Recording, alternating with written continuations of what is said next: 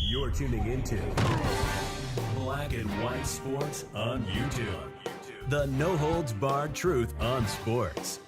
The main event starts now. All right, Black and White Sports supporters, we're going to talk about the Cleveland Browns and Deshaun Watson because we have had a bombshell drop coming out of by way of the Cleveland Browns and more specifically the teammates of Deshaun Watson. What is it regarding? It's continued fallout, and this is massive fallout involving the what will now be known forever, the Cleveland Browns Deshaun Watson I Quit game. Or we thought it was going to be the I Quit game. We have now found out it seems like it may be known as the I Lied game. And I don't know why I don't know why this surprises anybody, to be quite honest with you. Look, he quit on the Houston Texans. Just quit. Didn't want to play with his teammates anymore. Didn't want to play for his team anymore. Claimed he wanted out because he didn't have a black coach. Okay, well, that's bad enough that you're tying your coaches to race. But when they got a black coach, he still didn't want to play in Houston. He still wanted out. And one thing that was talked about between myself and John this morning on our member stream was the idea that, he never wanted to go to Cleveland. He tapped out on Cleveland as being one of the choices. And it took Jimmy Haslam giving him $230 million fully guaranteed of contract that has got Jimmy Haslam the cold shoulder from every other NFL owner because, by the way, they've made quite the statement ever since by not giving the contract to any other quarterback after the fact. Nobody was getting that, including Lamar Jackson, who wanted that. Now it has come out, and this is crazy, but his teammates thought he was going to play on Sunday. How did they think that? Why did they think that? Because he directly told them he was going to play, and then he decided to not play after all. And his teammates, you're seeing that on my screen right now. Cleveland Browns teammates are pissed. The Browns have a quarterback that may have lost the locker room that's making $230 million? And with his baggage, what are you going to do with him exactly? We would love to know. What are you going to do with him? So let's take a look at this. It appears that Cleveland Browns quarterback Deshaun Watson irritated some teammates by not playing with a bruised throwing shoulder during this past Sunday's 28-3 home loss to the Baltimore Ravens. Keep in mind, Njoku had gotten burnt earlier in the week, literally burned. And he played through that pain. If you think this is not going to cause a problem, my God, the organization is all of a sudden a train wreck. Well, I don't know if it's all of the sudden, but the Browns thought that they had gotten past that hump, but they got past that hump with Baker. They signed a train wreck at quarterback for $230 million and traded away a lot of assets for him too. Quote, he was adamant to everybody in the building he was going to play Sunday, and the Browns took him at his word, Jason Lloyd of The Athletic said about Watson in a piece published Thursday. Quote, players I spoke to after the game were aggravated Watson didn't play after he assured everyone all week he would.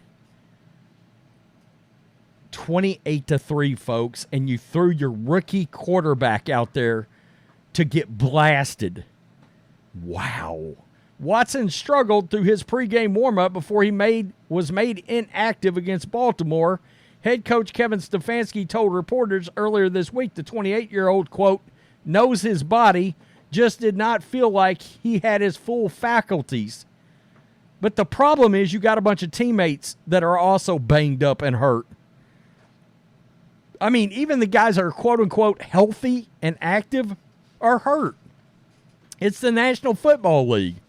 Dorian Thompson-Robinson largely looked like an unready rookie playing in Watson's place as the fifth-round draft pick completed 19 of 36 for 121, no touchdowns, 3 interceptions in a defeat that dropped Cleveland to 2-2 heading to the close bye. And you got an ugly schedule coming, by the way. I looked at it yesterday on a video. Had Watson simply said, "This really hurts. I'll do my best, but I'm not sure. I believe the week of preparation and fallout from Watson not playing would not have been much different. Would have been much different." So he's saying if he'd have went out there hurt and played, the backlash wouldn't be nearly what it is, and the backlash is fierce now. Per Josh Alper of PFT, Browns general manager Andrew Berry insisted Wednesday that everyone involved was, quote, optimistic Watson would play against Baltimore. Quote, it became obvious during pregame warm-ups to all of us he couldn't throw or drive the ball well enough to perform in the game. Berry also said that at the time he expects Watson to be ready to go versus the Niners at Cleveland Browns Stadium. 4-0 San Francisco hosts 3-1 Dallas Sunday night. Quote, just because players were upset after the game doesn't mean the season is over or they turned on their quarterback. It means the messaging could have been better and should have been in the future, Lloyd added. I want you to keep in mind something as we read that last sentence. There was an obvious, and it's one of the reasons why we covered everything involving the lawsuits with Deshaun Watson, why we covered it so extensively on this channel. And I've said we made probably 100 videos over an 18-month period on that.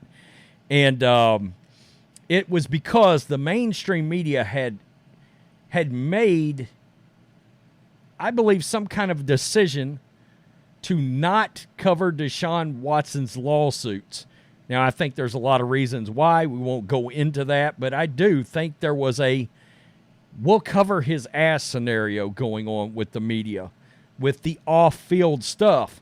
Mina Kimes, and I'm not a Mina Kimes fan, but she did bring up the fact that, if Watson plays well, it will be an opportunity for people that wanted to cover, I guess, Watson in a certain way, and in lack of a better way of putting, not allowed to, or however she put it.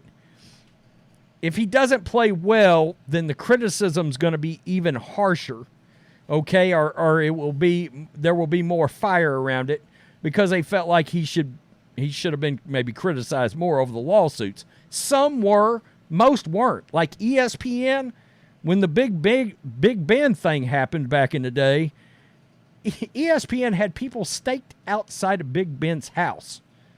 That was a massive story. There was nothing like that with Deshaun Watson at all. And me and Matrix always found that to be shady. Let's put it that way. But that's neither here nor there. Now you're talking about an on-field issue where now you've got teammates that are furious. And he lied to his teammates.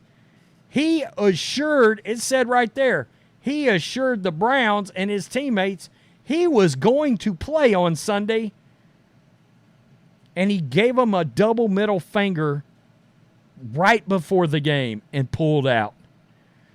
Wow. We talked about how bad of an idea this was when teams were wanting to trade for this guy and that this was going to go bad. And it was so weird because Carolina didn't really have a quarterback. Atlanta didn't really have a quarterback. I think the Saints kind of snooped around Watson. Didn't really have a quarterback then. But Cleveland did, and his name was Baker Mayfield, and Baker's balling out in Tampa, which we've also been covering on this channel. And fans adored Baker on top of it. And he played injured. My God, that one season, that last season Baker had went out there and left it all out there, got creamed routinely, left his heart out there for Cleveland, a blue-collar city, and the franchise turned their back on him. So this is going to be a story the rest of the year.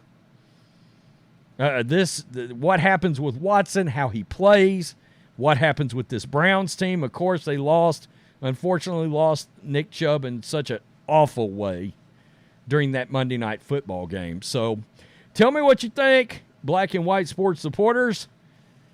Deshaun Watson, the I lied game now. The I quit and I lied. How about the scumbag game? Can we call it that? Is it too early? Peace, I'm out. Till next time. Thanks for watching the show. Be sure to like, comment, and subscribe. Be sure to tune in next time on Black and White Sports.